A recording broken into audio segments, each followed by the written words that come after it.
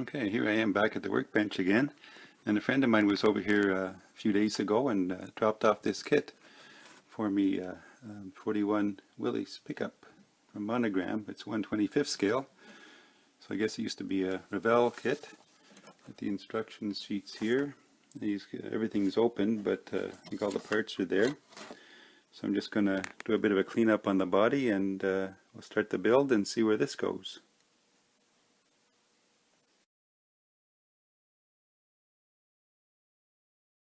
Okay, well I'm back with my first progress update on this 41 Willis pickup. I've got a few things done.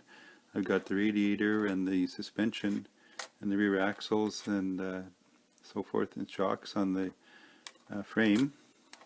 Get as much on there as I can before I paint it. I think I'm just going to brush paint it black, and then I've got some ideas for the colors.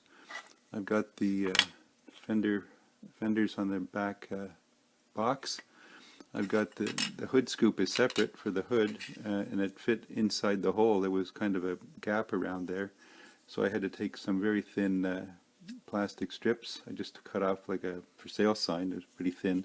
Cut a couple of strips and glued them on, and then glued the hood scoop on to keep it from falling through there. And I may need to putty that a little bit, but at least that's a start. I've got the engine mostly put together. I've got the blower done there, and a light coating of gunmetal on it. I've got the engine mostly put together here and just painted flat black, some silver on the transmission, and gunmetal on these valves here, and a few other things done. I got the belts painted black on the drive belt, the fan belts there, lower belts. The drive shaft is gunmetal. I got the steering column, which did in silver. I've got the wheels sanded lightly. The rear wheels, tires sanded rather. They got the rear wheels. They fit nicely in there. I've got just the backs painted with some black. The front wheels I've had some issues with. I've got the wheels with the backs attached here and just painted the edge. It's just a ring that goes on the wheel here on the rim, and I painted that gunmetal, but it's a little smaller than the hole, so it wants to drop through there. It's a little loose that way, and it's quite a bit narrower this way here than the tire, so I'm not sure how I'm going to fit that together, and I may have to find some other wheels and tires for the front, or put lots of contact cement on there. So motoring right along, see what comes up next, so stay tuned for further updates. Okay, I'm back again with a second progress report on this build. I've got the frame sprayed with flat black primer. I've got a little bit of detail painting done on the shocks and springs and that with gunmetal and silver and an oily steel. I've got the engine pretty much all together now.